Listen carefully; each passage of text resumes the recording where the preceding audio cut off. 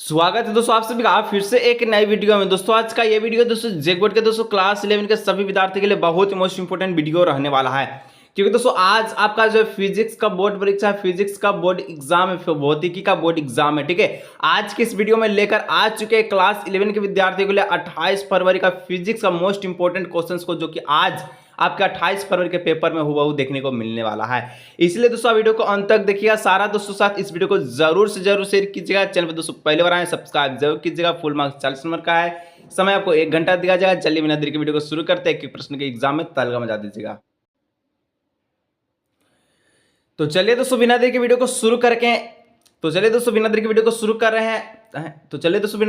शुरू करते हैं। एक एक प्रश्न को एग्जाम में देखिएगा। ठीक है, बहुत ही मोस्ट इंपोर्टेंट क्वेश्चन। चलिए पहला प्रश्न कहता है कि एक न्यूटन इज इक्विवेलेंट टू, ठीक है, एक न्यूटन समतुल्य किसके बराबर होता है। तो आपको पता होना चाहिए कि एक न्यूटन समतुल्य जो है 10 का पावर 5 यानी कि 10 टू द पावर 5 डाइन्स के बराबर होता है। यानी ऑप्शन नंबर 20 का हो जाएगा करेक्ट आंसर। ठीक है, जितना प्रश्न बता रहा है दिमाग के खोपड़े में हिला लीजिए और एग्जाम में तहलका मचा दीजिए। ठीक है, चलिए आगे 2 नंबर का था डायमेंशन फॉर्मूला ऑफ फ्रीक्वेंसी। ठीक है, आवृत्ति का विमीय सूत्र क्या होता है। तो आवृत्ति का विमीय सूत्र याद रखिएगा, m 0 होता है, l 0 होता है और t-1 का होता है। ठीक है, जितना बात बता रहे उसको याद रखिएगा। आप समझने का वक्त नहीं है, जल्दी से फटाफट से देख लीजिए, एग्जाम में तहलका मचाना है। ठीक है, चलिए डी नंबर हो गया। 3 नंबर दोस्तों कहता है what does the speedometer of A vehicles, ठीक है, रीड मेजर। किसी वाहन का स्पीडोमीटर क्या मापता है। तो किसी भी अगर वाहन अगर बोले, ठीक है, तो किसी भी वाहन का जो स्पीडोमीटर है वह तात्क्षणिक चाल मापता है। क्या मापता है? तात्क्षणिक चाल। यानी ऑप्शन में इसका जो सी इसका करेक्ट आंसर होगा तात्क्षणिक चाल, जिसको हम लोग कह सकते हैं। ठीक है, ऑप्शन नंबर सी नंबर। ठीक है, चलिए 4 नंबर दोस्तों आपसे पूछा गया है which of the following is a vector quantity. Vector quantity यहाँ पर क्या हो जाएगा, निम्न में से सदिश राशि कौन है। जहां पर भी वह दिखे सदिश राशि में आता है। ना ऑप्शन ए होगा, ना ऑप्शन बी होगा, ना ऑप्शन डी होगा, ऑप्शन नंबर सी होगा विस्थापन जो कि सदिश राशि में आता है। ठीक है, यानी कि यहाँ पर क्या हो जाएगा, डिस्प्लेसमेंट हो जाएगा। ठीक है, ऑप्शन नंबर सी। चलिए 5 नंबर दोस्तों बोला है कि आर, ठीक है, रिलेशन बिटवीन, ठीक है, linear velocity v and angular velocity omega. ठीक है, तो देखिए वेग से और कोणीय वेग में संबंध क्या है। ठीक है, तो रेखीय वेग और कोणीय वेग में संबंध क्या है आपसे पूछा है। तो 5 का जानते हैं क्या हो जाएगा, 5 का ऑप्शन नंबर हो जाएगा ए नंबर। ठीक है, चलिए आगे बढ़ते हैं नेक्स्ट। ठीक है, बी बराबर आर ओमेगा हो जाएगा, इसका याद रखिएगा। ठीक है, कंठास एकदम याद रखिएगा। चलिए आगे नेक्स्ट हम लोग बढ़ते हैं। नेक्स्ट 6 नंबर का था कि rate of change of angular velocity is. कोणीय वेग परिवर्तन की दर को डैश कहा जाता है। कोणीय वेग परिवर्तन की दर को क्या कहते हैं। तो आपको पता है कि कोणीय वेग परिवर्तन की दर को क्या कहते हैं। तो कोणीय वेग परिवर्तन की दर को कोणीय संवेग कहते हैं। ऑप्शन नंबर ए हो जाएगा एंगुलर मोमेंटम हो जाएगा। ठीक है, एंगुलर मोमेंटम है, सही याद रखिएगा। आगे बढ़ते हैं नेक्स्ट 7 नंबर। ठीक है, चलिए 7 नंबर दोस्तों कहता है रिलेशन बिटवीन टाइम्स पीरियड, ठीक है, and frequency. Times period T और फ्रीक्वेंसी वी के आपका जो है बी में क्या संबंध है आपसे पूछा है। ठीक है, तो इसका जो सूत्र हो जाएगा करेक्टली सूत्र क्या हो जाएगा, ऑप्शन नंबर क्या हो जाएगा। तो यहाँ पर देखिए इसका जो करेक्टली आंसर हो जाएगा वो ऑप्शन नंबर ए हो जाएगा। ठीक है, v is equal to 1/t। ठीक, याद रखिएगा। चलिए आगे नेक्स्ट हम लोग बढ़ते हैं प्रश्न संख्या की ओर। ठीक है, तो नेक्स्ट यहाँ पर दोस्तों 8 नंबर आपसे पूछा गया कि Newton first law of the motion define. Newton गति का प्रथम नियम व्यक्त करता। तो न्यूटन गति का जो पहला नियम है वो जड़त्व को व्यक्त करता है, इंसरिया को व्यक्त करता है। ऑप्शन सी इसका जो करेक्ट आंसर। ठीक है, चलिए आगे दोस्तों नेक्स्ट बढ़ते हैं। तो नेक्स्ट आपका जो है 9 नंबर का प्रश्न पूछा है। ठीक है, क्या पूछा है देखिए ध्यान से। ठीक है, कि an object of a mass 2 kg is moving acceleration of 50, ठीक है, 50 सेंटीमीटर पर square then the force acting on it. 2 kilogram, ठीक है, 2 किलोग्राम द्रव्यमान की वस्तु 50 सेंटीमीटर पर सेकेंड स्क्वायर के त्वरण से गतिमान है, तो इस पर लगने वाला बल लिखा होगा। सबसे पहले एक चीज आपको ध्यान देना है, सबसे पहले यहाँ पर मास आपका दिया गया है 2 kg का दिया गया है, इसको लिख लीजिएगा। ठीक है, और एक चीज आपका यहाँ पर देखिए एक्सीलरेशन जिसको ए बोलते हो कितना दिया गया, वो 50 सेंटीमीटर का दिया गया है, पर सेकेंड स्क्वायर का दिया है। हम लोग जानते हैं एक्सीलरेशन का जो एसआई मात्रक होता है मीटर पर सेकेंड का होता है। तो यहाँ पर हम लोग को क्या करना, 50 सेंटीमीटर को मीटर पर सेकेंड में कीजिएगा। इसको हम लोग क्या करेंगे, तो 100 से भागा दे देंगे, 100 से भागा दीजिएगा, तो ये चला जाएगा 0.5 के रूप में। कितना चल जाएगा 0.5 में। ठीक है, 0.5 मीटर पर सेकेंड स्क्वायर का चल जाएगा। ठीक है, इसको याद रखिएगा। चलिए आगे हम लोग बढ़ते हैं। तो यहाँ पर एफ पूछा है, एफ बराबर होता है एम ए होता है। ठीक है, एफ बराबर एम में होता है। एम कितना है, तो एम 2 kg का 2 लिख दीजिए। ए कितना है 0.5 है, 2 गुना 0.5 हो जाए, 5 दूना का 10 हो जाए 1.0, यानी कि 1.0 को हम लोग लिख सकते हैं 1 न्यूटन। इसका जो करेक्ट आंसर। ठीक है, ऑप्शन नंबर ए हो जाएगा करेक्ट आंसर। चलिए समय बहुत ही कम है, जल्दी से देख लीजिए। ठीक है, और पता कि आपको जो है एक दिन से वीडियो अपलोड नहीं मिल रहा होगा। ठीक है, चलिए आगे दोस्तों नेक्स्ट बढ़ते हैं 10 number in A case of A information is acceleration is, ठीक है, एक समान गति की अवस्था में त्वरण क्या होगा, तो जब भी एक समान गति करेगा त्वरण, ठीक है, जब भी त्वरण एक समान गति रहेगा तो उसका जो है क्या हो जाएगा, तो शून्य हो जाएगा, ठीक है, जब भी एक समान गति रहे तो त्वरण इसका शून्य हो जाएगा, ऑप्शन नंबर ए हो जाएगा, ठीक है। चलिए एक्सेलरेशन इसका क्या हो जाएगा, शून्य हो जाएगा, ठीक है। आगे हम लोग नेक्स्ट बढ़ते हैं। तो दोस्तों नेक्स्ट यहाँ पर आप सभी से पूछा है कितना नंबर, तो ये आपका हो गया, ठीक है, 10 नंबर हो गया। 11 नंबर देखिए न्यूमेरिकल है, तो न्यूमेरिकल को हम लोग नहीं बनाएंगे, सिर्फ और सिर्फ हम लोग जो वही क्वेश्चंस को बनाएंगे जो एग्जाम में आज आएगा, ठीक है। और ये जितना भी प्रश्न आपको बता रहे हैं सबका सब आपका जो क्या मोस्ट इंपोर्टेंट क्वेश्चन जो एग्जाम में आएगा ही आएगा, ठीक है। न्यूमेरिकल को मत देखिए क्योंकि टाइम नहीं है दोस्तों, बहुत ही कम समय बचा है, ठीक है। जितना हो सके थ्योरी प्रश्न को पढ़िए और आपको एग्जाम में अच्छा से अच्छा नंबर लाना है। तो घर्षण बल की दिशा, तो घर्षण बल की दिशा क्या हो जाएगा, ठीक है, आपसे पूछा गया है। तो 13 का जो करेक्ट आंसर वो क्या हो जाता है, 13 का ऑप्शन नंबर क्या हो जाएगा, बी नंबर, वस्तु की गति की दिशा की ओर, ठीक है, वस्तु की गति, सॉरी यहाँ पर क्या पूछा, घर्षण बल दोस्तों वस्तु की गति की दिशा के विपरीत होता है, ठीक है, विपरीत होता है। तो इस प्रकार से इसका जो हो जाएगा 12 का ऑप्शन में सी हो जाएगा, ठीक है। चलिए आगे बढ़ते हैं 13 नंबर कहता है out of A following which not is the unit of energy, निम्न में से कौन ऊर्जा का मात्रक नहीं है। तो ऊर्जा का दोस्तों यहाँ पर मात्रक कौन है, जूल, किलोवाट, कैलोरी तीनों है, लेकिन इलेक्ट्रॉन वोल्ट नहीं है, यानी ऑप्शन नंबर डी हो जाएगा, ठीक है। 14 नंबर का आता है two bodies of mass 1 kg and 2 kg have equal momentum then the ratio of the kinetic energy is, ठीक है।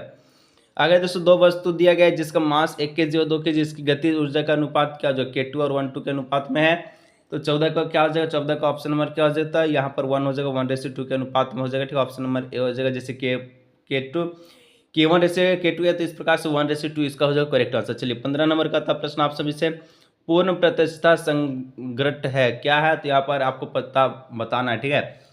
तो 15 का ऑप्शन नंबर हो जाएगा क्या हो जाएगा, तो 15 का ऑप्शन नंबर बी हो जाएगा, संवेग एवं गति दोनों संचरित होना, ठीक है, ऑप्शन नंबर बी हो जाएगा। चलिए आगे बढ़ते हैं 16 नंबर कहता है SI unit of momentum and area is, ठीक है, जड़त्व आघूर्ण का एसआई मात्रक क्या है, तो जड़त्व आघूर्ण का एसआई मात्रक क्या होता है, तो इसका हो जाएगा option number D number KG metre पर केजी मीटर स्क्वायर, ठीक है, ऑप्शन नंबर डी हो जाएगा। चलिए 17 नंबर एक कपल प्रोड्यूस, ठीक है, एक बल युग्म उत्पन्न करता है, एक बल युग्म उत्पन्न क्या करता है, तो 17 का जो करेक्ट आंसर क्या हो जाएगा, ऑप्शन नंबर सी हो जाएगा, रेखीय और घूर्णन गति दोनों, ठीक है, ऑप्शन नंबर सी। चलिए आगे बढ़ते हैं 18 नंबर कहता है कि हाँ किसी भी पिंड का द्रव्यमान केंद्र होता है, कोई भी पिंड है तो उसका द्रव्यमान कहाँ होगा, तो पिंड के अंदर या बाहर स्थित होता है, याद रखिएगा, ऑप्शन नंबर डी हो जाएगा, ठीक है।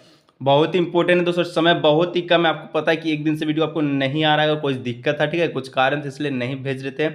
अब जो आएगा 2 दिन आपका एग्जाम नहीं है, सिर्फ एक दिन आपका कल आपका मैथ का है, ठीक है, और आपका इकोनॉमिक्स का है, बायोलॉजी, ठीक है। अब बहुत ही कम समय है, एग्जाम का तैयारी कर लीजिए, ठीक है। Kepler second law is a consequence is, Kepler का दूसरा नियम का परिणाम है, तो केपलर का जो दूसरा नियम है किसके अनुदेश है, ठीक है, तो यहाँ पर 19 का ऑप्शन नंबर क्या हो जाएगा, सी नंबर, कोणीय संवेग संरक्षण का, ठीक है।